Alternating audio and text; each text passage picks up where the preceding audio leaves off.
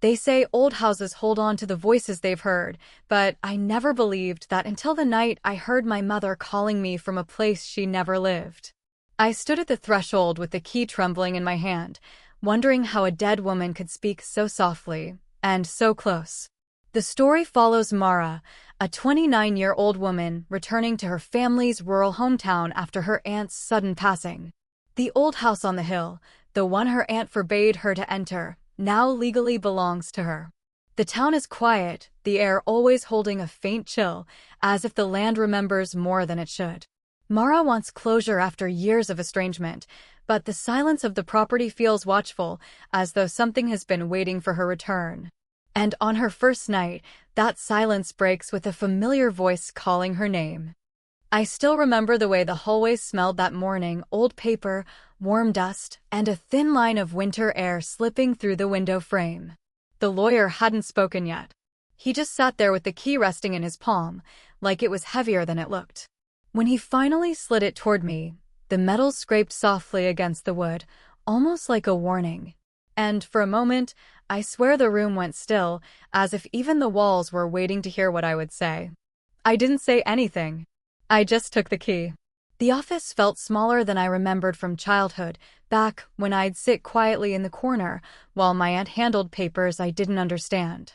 Now I was the one sitting in the chair, hands folded too tightly, staring at a door I wasn't sure I should open. The lawyer cleared his throat, but he didn't look at me. His eyes drifted toward the tall window behind me, the glass faintly fogged from the morning chill. As if he expected someone to be standing there, listening. "You don't have to go today," he said.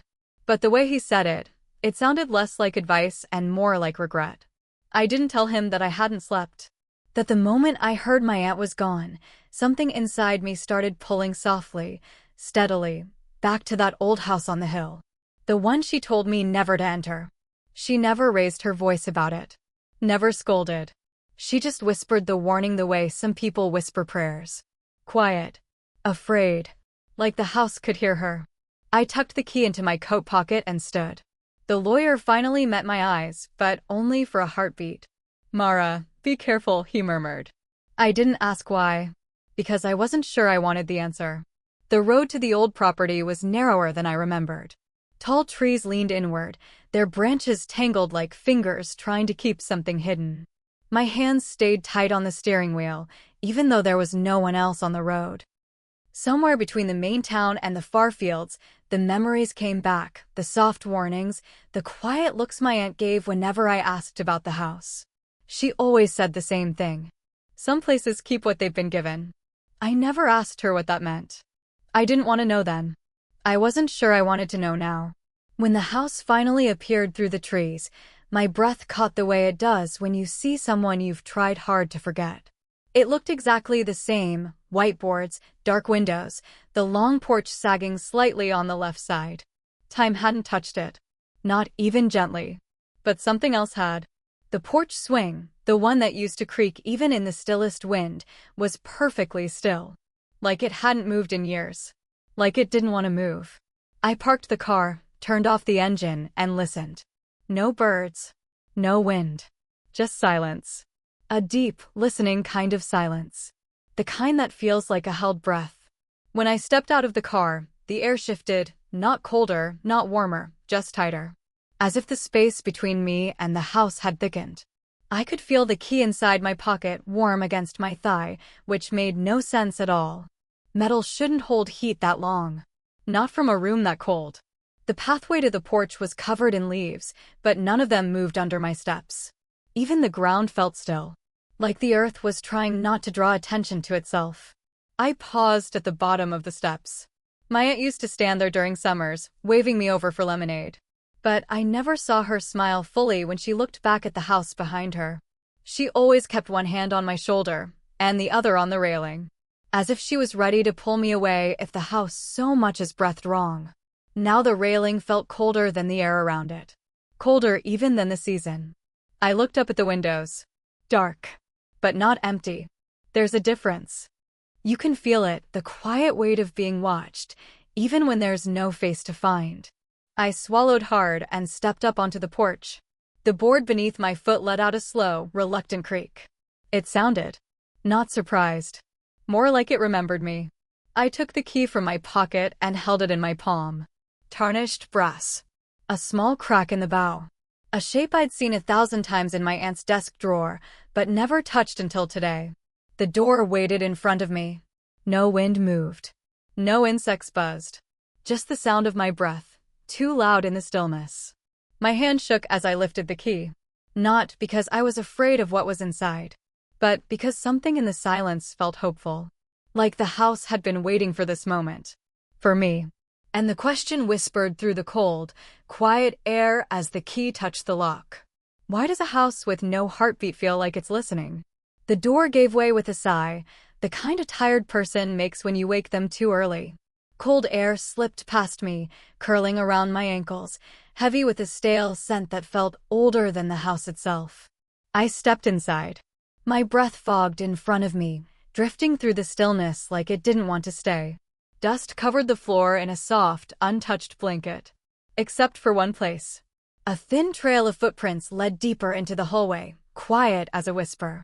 They were small, uneven, fresh enough to feel like whoever left them hadn't gone far. And suddenly, the silence didn't feel empty anymore. I closed the door behind me, but it didn't latch right away. The old wood seemed to push against it, like it wasn't ready to be shut. I had to lean my shoulder into it before the lock clicked. The echo traveled through the walls, a low, hollow sound that made me feel like I wasn't alone. The air inside carried a strange heaviness. Not damp, not moldy, just old. Like the house had been holding its breath for years, waiting for someone to return and tell it what had happened. I walked slowly, letting my eyes adjust to the dim light filtering in through the windows. Everything was covered in dust, thick enough to soften the edges of furniture, erase color, blur time. But the footprints cut through it like a sentence underlined in ink. They weren't shaped like boots or heavy shoes. More like bare feet.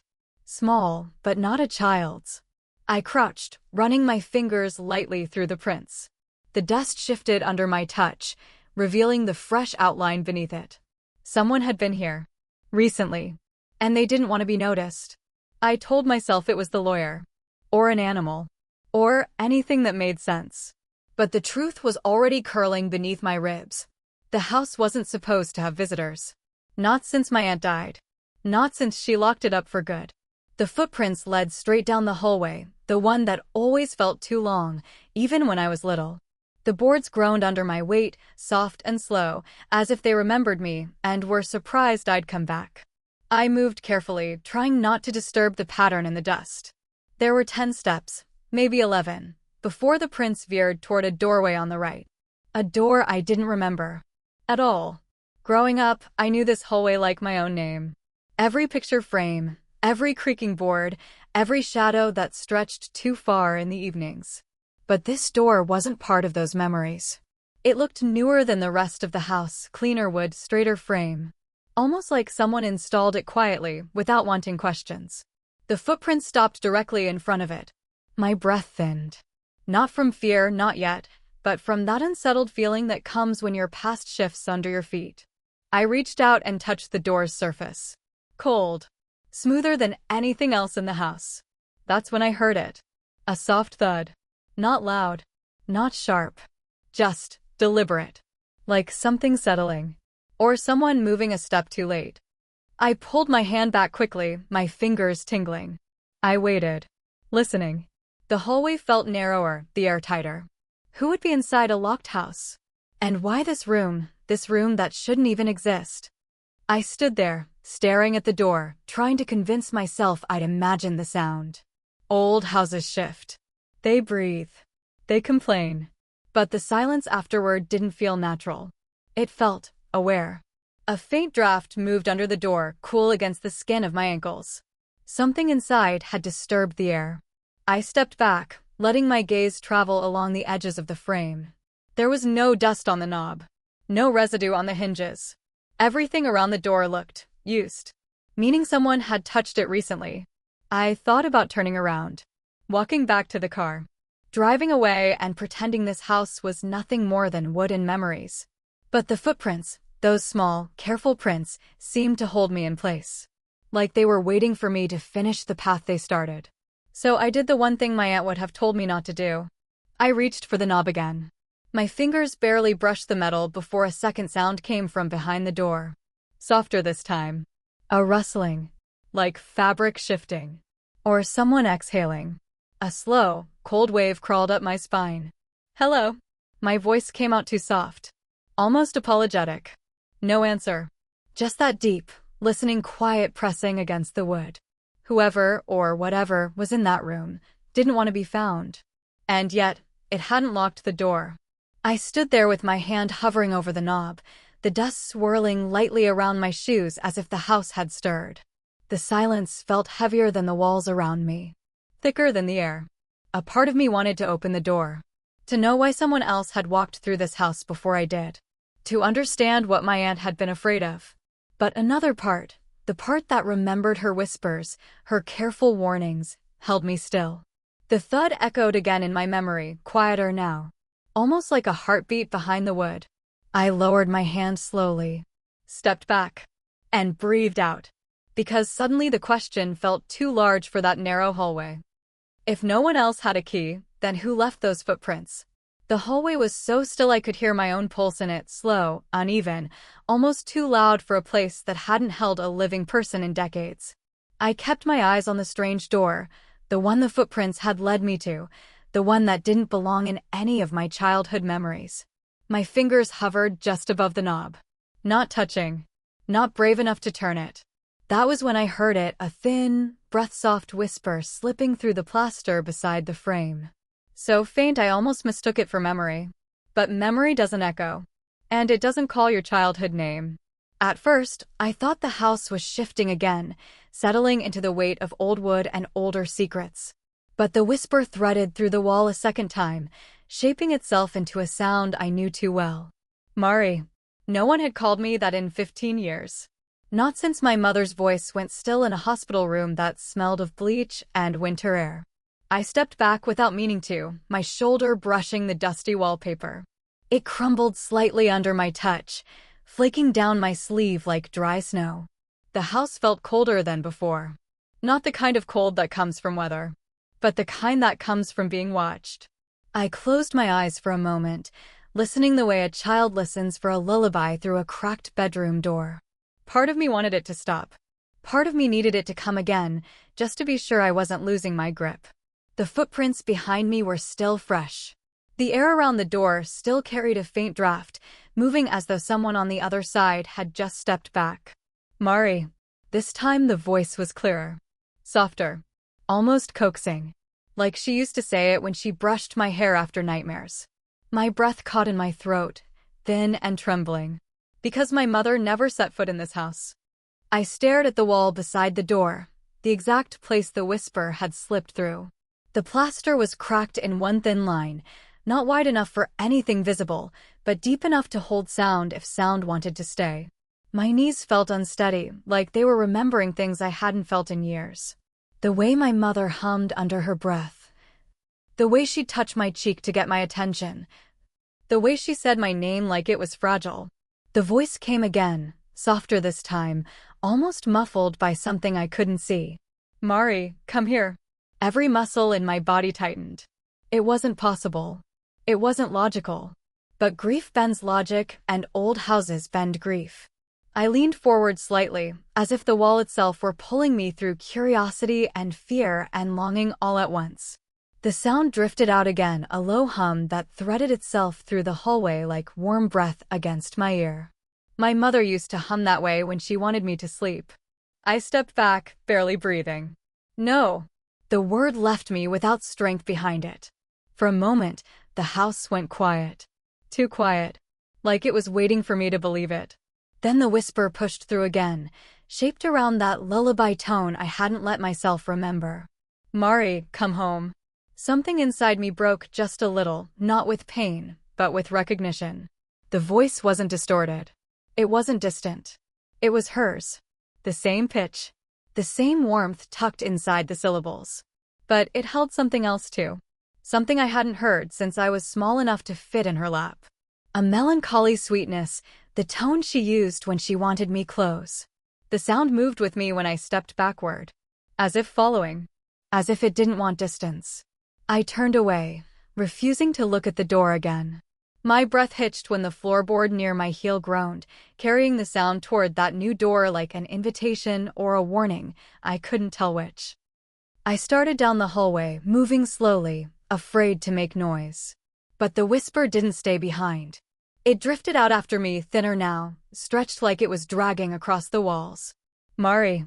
The hair along my arms lifted. I didn't run. I couldn't. The house felt narrow, and running felt like it might wake something older than fear. My mother never visited this house. She never saw its walls, never walked its floors, never breathed its dust. So how could her voice be inside them? The thought followed me with every step until I reached the living room doorway. My hand braced the frame. That was when the house made a sound I'd never heard before. A deep, uneasy groan, not from a single beam or board, but from the whole structure. Like it was displeased. Like it was shifting under the weight of my disbelief. The living room was dim, lit only by the thin slice of daylight pressing through the curtains. I stepped inside, desperate for space, for air, for anything that wasn't whispering through plaster. Behind me, the hallway fell still again. Silent. Waiting. I pressed a hand to my chest, feeling my heartbeat against my palm. Not fast. Just shaken, like a lantern flickering in wind. The air carried a faint vibration, the memory of that voice, tugging at the edges of the room. Soft. Insistent. I looked back toward the hallway, unable to stop myself. The crack in the plaster was no longer visible from here. But the question lingered like breath on glass. Why would my mother's voice be calling from a house she never knew? The notebook was small enough to be missed. Just a thin brown thing, sitting at the edge of the table like it had been waiting for someone with my hands. The house was colder that morning. Cold in a way that felt deliberate, like it had tucked its chill into the corners, saving it for me. I didn't reach for the notebook at first. I just watched the way a single page stirred even though the windows were shut tight. Dust floated around it, slow as falling sleep. And I remember thinking, something that old shouldn't move on its own. Dust floated around it, slow as falling sleep. And I remember thinking, something that old shouldn't move on its own. I had barely slept after hearing my mother's voice in the walls. Every time I closed my eyes, I swore I felt breath brush the back of my neck. Not warm. Not cold. Just wrong. The living room felt no safer in the morning light. It looked almost gentle, the soft gray daylight pressing through the curtains, landing on the table, the floorboards, my trembling hands. But the stillness was too heavy. Too careful. Like the house had stopped breathing the moment I walked in. That's when I noticed the notebook. Not dusty. Not warped from age like everything else around it. Just clean, as if someone had placed it there minutes before. I knew my aunt used to write in little books like this. Lists, memories, the kind of quiet thoughts she never shared aloud. But she hadn't been here for years before she died.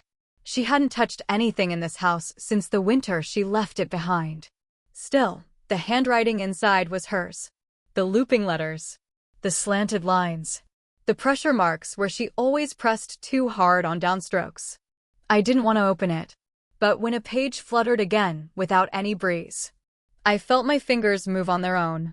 The first page was nothing unusual. Groceries. A note about the leaking sink.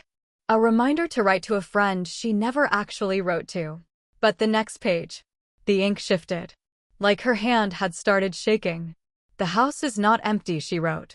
Then nothing. Just a long pen mark trailing off the edge of the paper, like she had been pulled away mid-sentence. I swallowed hard. Turned the page. It keeps what it's given. Her handwriting dipped lower after that. The lines slanted, uneven, as if she'd been writing from a place she didn't want to sit still in. Another page. It mimics. Familiar shapes. Familiar sounds. Anything to open a door. My breath stuck when I read that. I thought of the voice the night before. My mother's lullabies, slipping through walls she never knew. I touched the paper lightly, tracing her loops and shaky endings. The pages felt wrong. Not cold like the room. Not warm like skin. Something in between. like the thin pulse of something waiting just beneath the surface. I closed my eyes, telling myself it was my own pulse I felt. But the warmth didn't match my heartbeat. It was slower, heavier, like the notebook was breathing. I turned to the last written page. The date in the corner stopped me cold. 1 week before my aunt died. Her handwriting was frantic now, letters colliding, ink smudged by what looked like hurried fingers or trembling hands. If anyone finds this. The words dropped off. Below them, a second line. Barely legible. Almost carved into the paper. Don't listen when it calls you. I stared at the sentence so long my eyes blurred.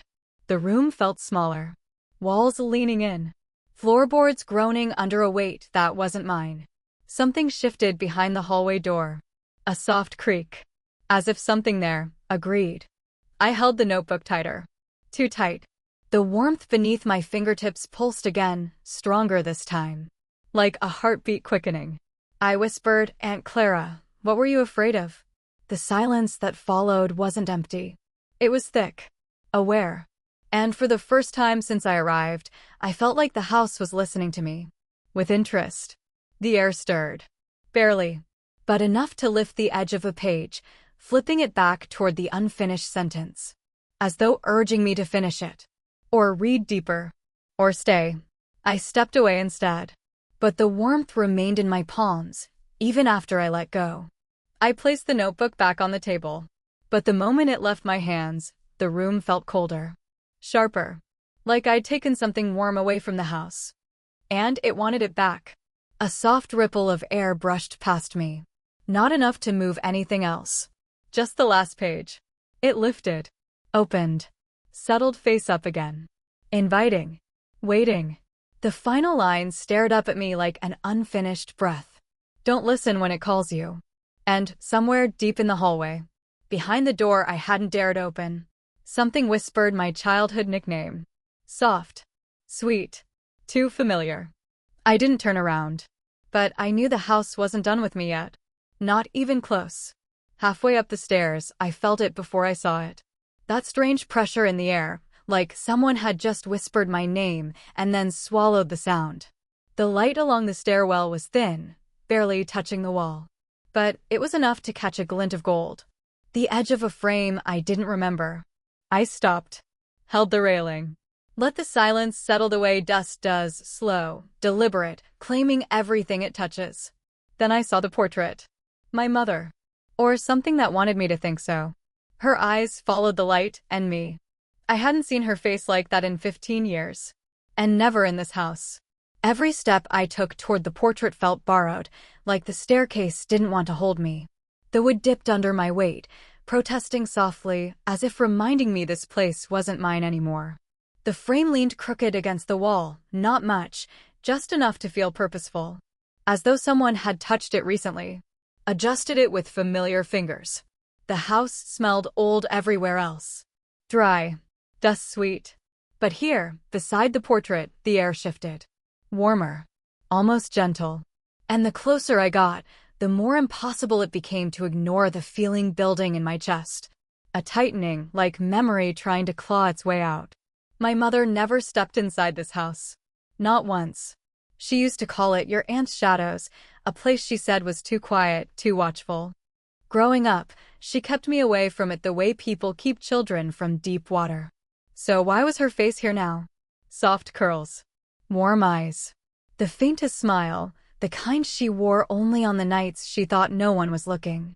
My throat tightened. It looked like her. More than any photograph I saved in a drawer back home. But something about those eyes. They watched too closely. And they knew I noticed. I reached for the frame. Slowly. Like my fingers were moving toward a memory instead of paint. The moment my skin brushed the cold wood, a shiver shot through my arm, fast, sharp, electric. I jerked, but I didn't pull away. Because that's when the smell hit me. Jasmine. A hint of sandalwood. My mother's perfume. The one she dabbed behind her ears before choir nights. The one that filled my room after she kissed me goodnight. It drifted out of the portrait like it had been waiting all these years for someone. Someone specific. To stand close enough to inhale it. My eyes stung before I even realized I was holding my breath. I placed my hand on the bottom edge of the frame to straighten it. The wood felt warm under my palm. Warm, like skin just after a hug. Like something living. I nudged the portrait back into place, but the moment I stepped away, I swore the smile deepened. Just a fraction. Just enough to make my stomach twist. The scent lingered in the air long after my hand dropped to my side. Too long. Like it didn't want me to leave. I stepped back down a stair, unable to look away. In the portrait, her eyes weren't painted flat like old oils usually are. They had depth. Light. A softness I hadn't felt in years. My mother used to look at me that way. Right before she'd tell me something she didn't want me to forget. But this, whatever it was, wasn't her. I felt it in my bones. A memory shouldn't breathe. Shouldn't smell like jasmine. Shouldn't tilt its head ever so slightly to meet your gaze. But the frame did. Right in front of me. A slow, almost tired shift. A tilt barely there, like the wall had exhaled just enough to nudge it. I froze. A soft sound moved through the stairwell. Not a creak. Not a draft. Something quieter. Almost like a hum. My mother hummed the same way when she brushed my hair. Gentle circles. Low voice. Warm breath against my neck. I felt it then. That same breath. Only this time cold. Trailing across my shoulder as if the portrait had leaned close. My aunt's warning echoed through my mind. Don't listen when it calls you. And for the first time, I wondered if the house knew exactly which voice I would struggle to ignore. I stepped back until my heel touched the lower stair. The portrait shifted again, not falling, not swinging, just enough to remind me it was watching. The air around me thickened with perfume that should have faded years ago. I pressed a hand to my chest, steadying my breath. The house seemed to inhale with me. A slow pull. A patient one. Who put her face here? Who painted her eyes so alive? And why now, when I'd finally returned after all the years she told me to stay away? I didn't straighten the frame again. I didn't touch it. I left it tilted. Because the tilt felt like a warning. And as I walked back down the stairs, her eyes followed. Soft. Warm. Too knowing. The house wasn't done choosing which memories to wear. The second floor felt different the moment I stepped onto it. Quieter, as if the house were holding its breath for me alone. Light pooled at the end of the hallway, a pale, patient glow that didn't seem to come from the windows. And in that glow stood a door I didn't remember. A door that didn't belong. The wood was too new, too smooth for a house that creaked like it carried centuries in its bones. Even from a distance, it looked out of place. Like someone had pressed it into the wall long after the rest of the house learned how to settle. I didn't move at first. I just stared, listening. The hallway hummed softly, as though the house was waiting to see if I'd notice what it added. I walked toward the door, each step slow enough to hear the soft grit of dust shift under my shoes.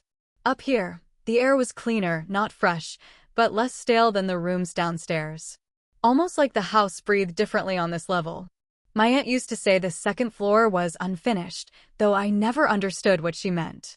I always thought the rooms were just closed off, forgotten in the way old houses sometimes forget to keep themselves open. But this door wasn't forgotten at all. My fingers hovered just above the wood. No dust. Not even the faintest film of age. Someone had touched it recently. Or something had. I glanced back down the hallway, half expecting the crooked portrait of my mother to be watching from the stairwell below. But the corner was empty, shadowed. A breath slipped from my mouth before I even realized I'd been holding it. I pressed my palm to the door. Warm. Too warm for a house so cold. The hinges didn't creak. They opened smooth, quiet, like the door had been waiting for just my hand. The room inside was small. Square. Bare walls. A rocking chair in the center. And a tall mirror standing in the corner, covered by an old sheet that looked too white for this dust-heavy house. The quiet in the room wasn't peaceful. It felt occupied. The rocking chair moved first. A slow, backward sway. Then forward. Not fast, just enough to suggest someone had stood up moments before I entered. My throat tightened. Hello. My voice sounded too thin in the stillness. No one answered. But the chair continued its slow, careful arc as if unwilling to stop. I stepped farther into the room, the floorboards surprisingly firm beneath me. My eyes drifted toward the mirror, the sheet hanging over it like a veil. The fabric fluttered at the bottom, even though the air was perfectly still. I reached out and pinched the cloth between my fingers. It felt warm, like someone had just pulled it off themselves. The sheet slid down with one gentle tug, landing in a soft heap at my feet. The mirror faced me. At first, all I saw was my own reflection, tired eyes, dust-smudged clothes, a stiffness in my shoulders that hadn't left since I arrived at the house. But then the air behind me shifted. A shape rose into focus in the glass. A figure standing just a step behind my shoulder. My mother. Still. Silent. Watching me with the same sad smile she wore the day she told me not all homes protect the people inside them. I spun around so fast my heel scraped the floor. The room behind me was empty. My breath hiccuped out of me, uneven and shaky. I turned back to the mirror, slowly this time. The glass trembled, not visibly, but in the way reflections ripple when the world shifts around them. There she was again. My mother's face. Clearer now. Her hair tucked behind one ear, the way she used to do when she wanted me to listen. I lifted a hand toward the mirror. Her reflection lifted its hand a moment after mine. Late, like she wasn't copying me, but remembering the motion. Mom? The word cracked. Her reflection didn't answer. Didn't move. But her smile deepened, softening in the corners the way it used to when I woke from bad dreams. The rocking chair behind me creaked. Once. Then twice. Not rocking now, just settling. Like something invisible had sat down again. A cold draft brushed the back of my neck. The kind of cold that feels aware. I stepped back from the mirror, shaking my head, trying to make sense of something that refused to settle into understanding. My mother never came here. She never even spoke the house's name. So how could her face appear in a mirror in a room that wasn't supposed to exist? And who built this room long after she died? As I watched her reflection, her lips parted just enough to form a word I couldn't hear. A warning or a welcome. I couldn't tell. I backed toward the doorway, unable to look away from the mirror. My reflection stayed where it was. But my mother's stepped forward. Only in the glass. Her hand reached out like she wanted to touch my shoulder. But the room was empty, untouched, silent. The rocking chair stilled. The air around me tightened, the way it does when someone is about to speak. I grabbed the doorframe, grounding myself. I didn't close the mirror. I didn't cover it again. I just watched my mother's reflection fade, her smile lingering a moment longer than her face. The last thing left in the glass was the rocking chair, moving gently, as if someone had just risen from it, to greet me. I hadn't even made it past the doorway when my phone began to ring. Just one sharp vibration at first, then another. The sound felt louder than it should have been, echoing against the old hallway walls like the house itself was listening. I could still feel the cold of that upstairs room on my skin, the stale air, the weight of something I didn't want to name. But when I looked down at the glowing screen, everything inside me stopped. The name read Mom. A name I hadn't seen light up my phone in 5 years. I stood there, halfway between running and freezing, my hand shaking just enough for the phone's light to tremble across the wallpaper. The house suddenly felt too still, as if every sound had been swallowed. No wind against the windows. No shifting of old wood. No footsteps from the room I had just escaped. Just the ringing. It felt wrong. Too soft, too familiar, too hopeful. I knew I should have ignored it. Rational people walk away from things like that. But I wasn't feeling rational. I was feeling 14 again. 14, standing in a doorway waiting for my mother to call me home after staying too long at a neighbor's house. She always said my name the same way when she finally found me. A soft hum before the syllables, like she was steadying her voice. The ring stopped, then started again. Mom. The word formed in my throat before I even answered. It felt too intimate, too fragile, like it belonged to a version of me that no longer existed. I wasn't ready. But my thumb moved anyway. The moment I pressed the screen, the house shifted, not loudly, not dramatically. Just a quiet settling, as if it knew what I was about to hear. When the call connected, there was no greeting. Just breathing. Steady. Slow. Not heavy like anger, not shaky like fear. It was familiar in a way I didn't want to admit. I swallowed and took a step back toward the railing. My voice barely came out. Mom? The breathing didn't stop. It deepened. I closed my eyes, letting the sound wash over me. And for a moment, a dangerous, selfish moment, I allowed myself to believe. I imagined her sitting in her old armchair, the one with the frayed armrest she always tapped when thinking.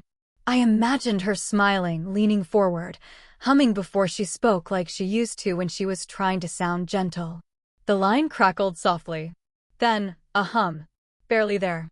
A small, warm note that reached straight into a part of me I thought I had buried. Mom, is that you? My whisper felt loud in that silent house. No answer. Just the hum again, like someone trying to mimic tenderness. I pressed the phone closer to my ear. A part of me needed to believe.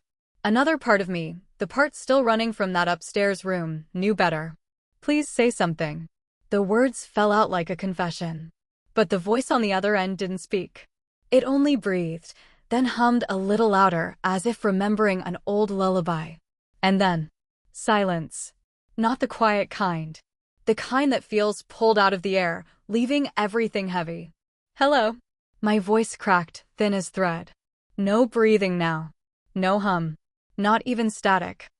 The line was still open, I could hear the faint hiss, but whoever had been there was gone. Or listening. Or deciding what to do next. My stomach tightened. A cold kind of realization settled into me, the kind that doesn't hit all at once. It spread slow, like water finding cracks in a floorboard. My mother had a very specific way of humming. Always the same note. Always a little off-key. The sound on the phone, it was close. Close enough to make my bones ache with recognition. But it wasn't exact. It was like someone trying to remember a melody they'd only heard once. Or like someone practicing. I stepped away from the railing, my back touching the wall behind me. The phone screen dimmed to black, reflecting only my outline and the faint tremble in my jaw. If it wasn't her, if it couldn't be her, then who knew that sound? Who knew that memory? The call ended with a soft click. So soft I almost wouldn't have heard it if the house hadn't been listening with me. I slid the phone into my palm, gripping it tighter than I meant to. Something in this house was reaching for me, and it knew exactly which voice to use. I stayed there in the hallway, staring at the now silent screen, feeling the walls breathe around me. The house wasn't loud, not like the stories I'd heard about old places settling. It was quieter than that. Too quiet. Almost as if it had paused, waiting for what I'd do next. I lifted the phone again, the faint warmth of it still lingering against my fingertips. The recent calls list opened with a swipe. There it was. Mom, 014. 14 seconds. Not long, but long enough for a voice that shouldn't exist to hum at me like it remembered my childhood. I took a shaky breath and looked up the stairs I had just fled from. Somewhere in this house, something wanted me to follow that voice. And I wasn't sure if I could stop myself. I didn't trust the silence anymore. Not after the call. So when the house sighed again, that long, low creak rolling through the hallway, I followed it. The sound moved like something dragging its memory across the floor, soft but sure, pulling me back toward a room I had promised myself I wouldn't enter again. My aunt's bedroom door stood half open, the light from the hallway folding itself across the carpet like a tired hand. And, under all that quiet, I heard it. A single creak beneath the floorboards. As if the house was shifting just enough to show me where to look. My aunt's bedroom had always felt wrong to me. Even as a kid, I avoided it. The curtains never seemed fully open, no matter how wide the windows were pulled. Dust settled in places that should have been too warm for dust. And the air. The air always tasted like old paper and forgotten arguments. But now, standing in the doorway as an adult, everything felt tighter than I remembered.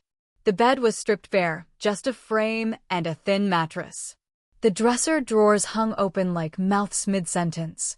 Nothing in the room looked lived in, and yet, the floor creaked as though something beneath it was pacing. I stepped inside carefully, keeping my eyes on the wooden planks. One of them dipped just slightly when I crossed it, not enough to be noticeable by accident, but enough for someone paying attention. And I was paying attention to everything now. The house felt like it had been waiting for this moment. Waiting for me to return to the place my aunt always said was full of things a child shouldn't hear. Another creak. The loose plank lifted by the smallest fraction, as if nudged from below. My breath caught. I knelt slowly, letting my fingers trace the edges of the wood. It was colder than the rest of the room. Colder than a floor should ever be. With a gentle pull, the board came up. Not forced, just released, like it had been waiting for my hands. A breath of stale air rose from the opening, carrying the faint smell of old ink and something sweetly decayed. Inside the narrow cavity lay a small bundle wrapped in cloth the color of storm clouds. I lifted it carefully, feeling how fragile the fabric had become. It nearly crumbled against my fingers. When I unwrapped it, letters spilled out, dozens of them, tied with a brittle ribbon. Every envelope was addressed in the same handwriting. To my mother. All unsent. All dated years before my aunt died. The room seemed to shrink as I held them. Shadows settled around me like they'd been waiting for this moment too. I sat on the stripped bed, hands trembling as I opened the first letter. The paper crackled like dry leaves. At first, the words were simple. Reports of the house making sounds at night. Notes about doors found open. Lights turning themselves off. My aunt's voice on the page felt steady, hopeful even, as if she believed my mother would read her concerns and come home. But with each letter, her handwriting shifted. Lines grew darker, pressed hard into the page. Sentences turned shorter, frantic. It wasn't the house she feared. It was something her sister, my mother, had left behind. I read until the letters shook in my hands. The last few letters hardly looked like handwriting at all. Just sharp, hurried lines and uneven spacing, as if she wrote them with someone standing over her shoulder. One sentence repeated itself across 3 pages. You left it here. You shouldn't have left it here. Another. The house remembers. It always remembers. And near the end. It's calling for her now. I can't quiet it anymore. A chill crawled up my spine, settling in the base of my skull. What had my mother left behind?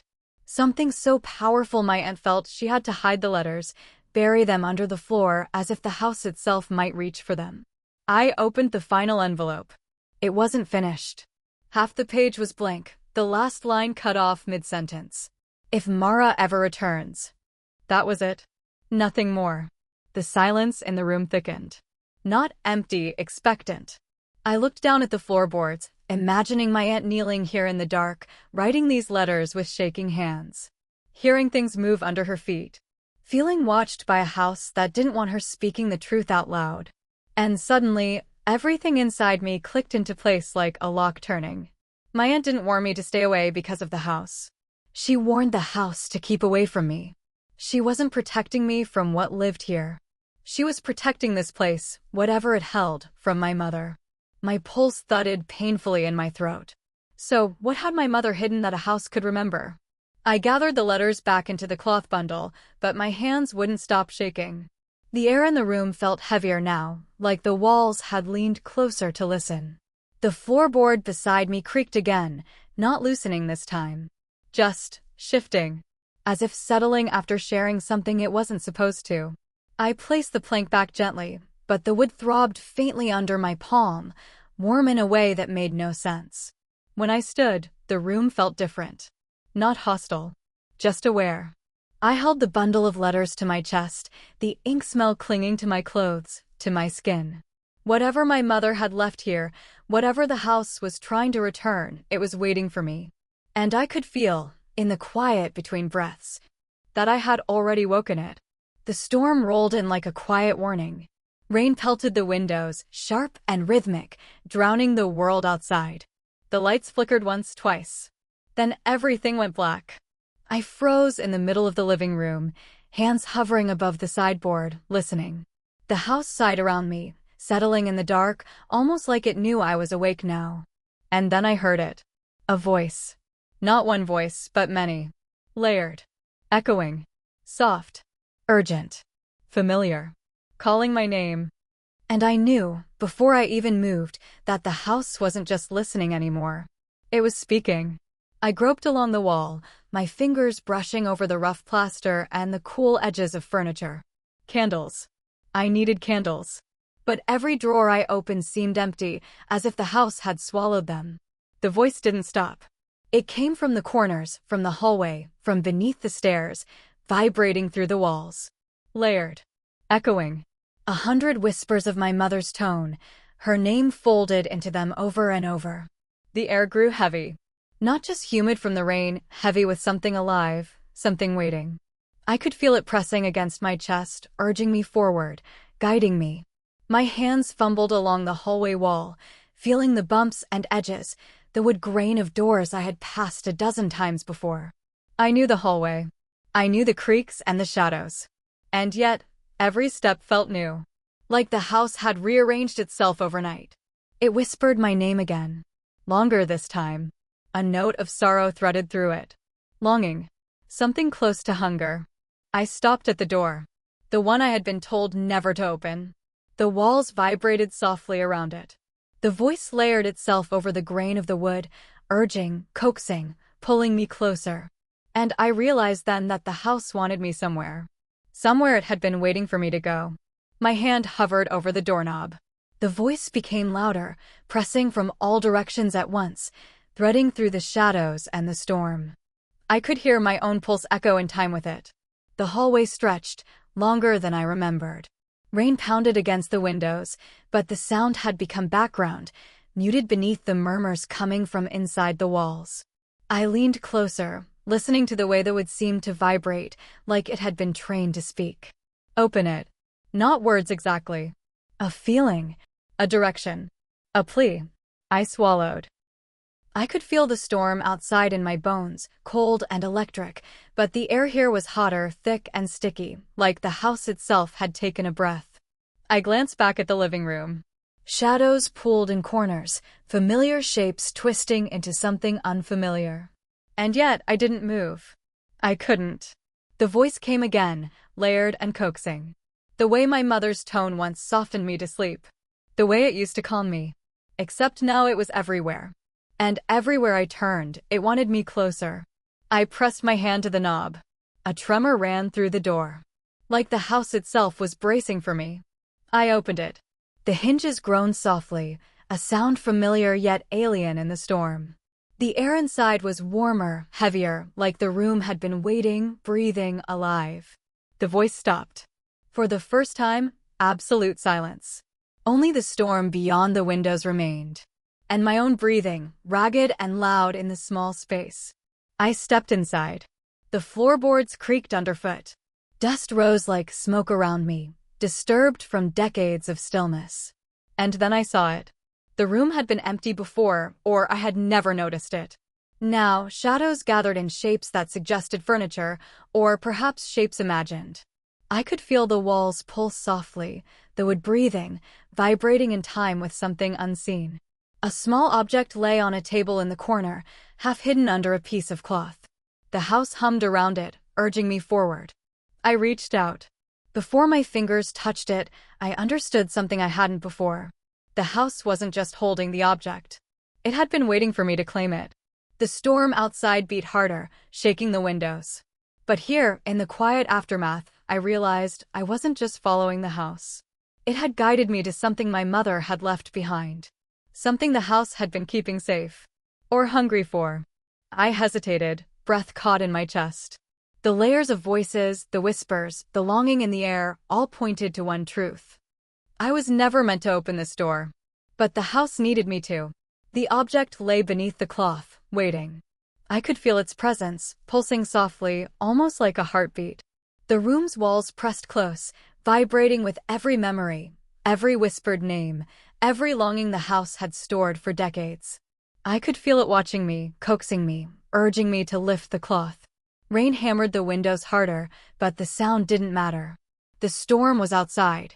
Here, there was only the quiet, waiting pulse of the house and something that belonged to my mother, something it had never wanted me to see. I rested my hands on the fabric. And for the first time, I understood that I had arrived exactly where I was supposed to be. The storm raged outside. Inside, the house held its breath. And so did I. The door moved almost too easily, swinging open as if it had been waiting. Rain rattled against the roof, hammering the silence into pieces. I froze in the threshold. The room was small, tucked away like a secret my childhood had whispered about but never showed me. Light from the storm flickered over objects that should not have been here. Toys I remembered losing, drawings I thought gone forever, a sweater I had left at summer camp when I was 10. And in the center, something moved. A shadow. Flickering, like smoke caught in a draft, shaped like my mother. Its edges blurred, uncertain, yet her voice came clearly, soft, coaxing, intimate. "Stay this time," it said. And I knew, before stepping forward, that every memory I had ever wanted back was waiting for me here. The chamber smelled of warm paper, old fabric, and something I couldn't name, a scent that clung to the edges of memory. My hands twitched, remembering how my mother used to tuck me into bed, her fingers brushing hair from my forehead. The objects were impossible. Toys I had thrown away. Drawings I had abandoned, folded and creased in drawers I hadn't touched for decades. Even the sweater, yellow with small stains, a remnant of a childhood scraped and forgotten. I knelt to touch one of the drawings. The paper was warmer than it should have been, pulsing, almost alive under my fingers. The shadow shifted in the center of the room, edges quivering like candlelight in the wind. Her voice came again, soft but insistent. "Stay this time." It wasn't a threat. It wasn't even a request. It was longing. A quiet ache that reached across years. I realized the house had been keeping these things, my childhood, my mother's echoes, not just as memories, but as bait. And I wondered if I had the courage to take them, to step into the warmth, knowing it wasn't truly her waiting. I rose slowly, every step measured, as if moving too quickly might shatter the illusion. The shadow's edges flickered, coalescing into something more definite, more familiar, and yet impossible. I reached out. My hand brushed the sleeve of my lost sweater. The fabric felt like it remembered me. The drawings crinkled softly under my fingers, the toys cold but somehow humming with presence. Her voice, the shadow's voice, wrapped around me. "Don't leave me again." Every syllable carried decades of silence, of absence, of lullabies half remembered. I wanted to believe. I wanted to reach past the impossibility, past the flickering edges, and hold her again. The room seemed to pulse with my heartbeat, urging me forward, pressing my memories toward the figure in the center. I glanced around at the scattered items, each one a fragment of a life I had lost, a life the house had preserved. I wanted them all. I wanted to step inside the illusion, to be surrounded by the past and the warmth of her voice. But even as I felt the pull, a whisper of doubt tickled at the edge of my mind. Something in the shadow's trembling edges, in the unnatural stillness of the air, warned me. This wasn't truly her. I stopped just short of the shadow. The storm outside battered the windows, but inside the room, time had slowed. The toys, the drawings, the sweater, they waited, yes. But the figure, it demanded something deeper. "Stay," it said again. The voice sounded almost real, and I felt my chest tighten. Every memory I had buried, every moment I had wished to reclaim, pressed against me, urging my feet forward. I realized then what the house had done. It had preserved my past, yes, but not for me. It had drawn me in, held the echo of my mother's love, and waited to see if I would step into its lie. I swallowed. The shadow flickered, becoming almost tangible, almost warm, but the edges never fully settled. I could reach for her, touch her, and convince myself that it was love.